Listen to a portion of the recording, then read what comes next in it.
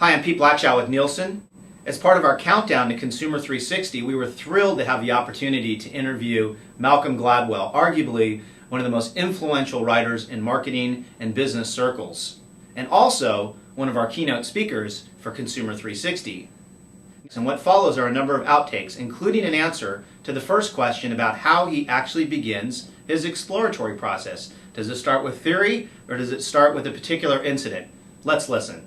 First, we wanted to definitely thank you for doing this, and I know that everyone's excited to have you speak on May 13th at the Consumer 360 conference. I wonder if you have any thoughts about that, first off. No, I'm looking forward to it. I feel like my first audience as a writer was the marketing world, and so I have special fondness for them. They're the people who kind of discovered me, and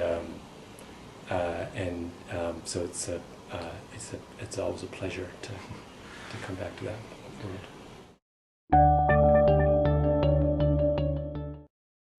Well, it's mixed. There's no kind of standard way of doing these things. I get what happens is I find myself in my writing exploring the same problem in a number of different ways, and that's when I know I'm ready to write a book. Before Tipping Point, I felt I was coming back again and again to these issues of change and how ideas spread and that kind of thing.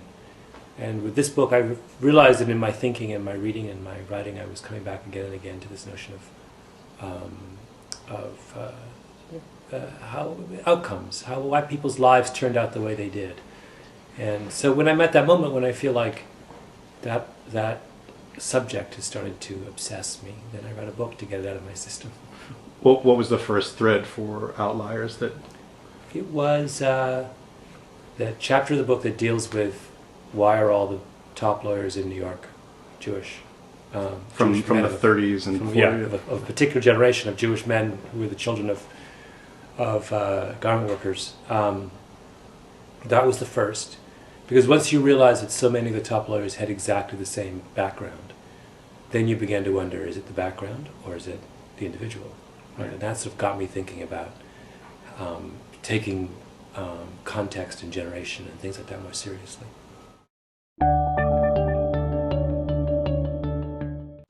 Well, I've been very interested recently in looking at cultural outsiders and the roles they play, and what the kind of benefits as society we get from those who aren't a member of the majority. So that's something I've been playing with at the moment. Yeah, will there be a new immigrant class that has an impact on America and the rest of the world? Yeah. Obviously, yeah, our president. Yeah, I mean that's it's very much prompted by this outsider who has kind of taken over. He's a guy who we'd never heard of 6 years ago, who is now the most powerful man on earth. The thing about marketing folks is that they are, by definition, open-minded, right? They have to be, because they're dealing with, on an intimate basis, with the most complex and fickle and organism on the planet, which is the Western consumer. So I've always felt that the kinds of my aim as a writer is to try and prowl the world looking for insights from outside to bring to bear on kind of business problems. And so it's not surprising to me that the marketers were the first to kind of cotton on to what I was doing, because they are institutionally curious.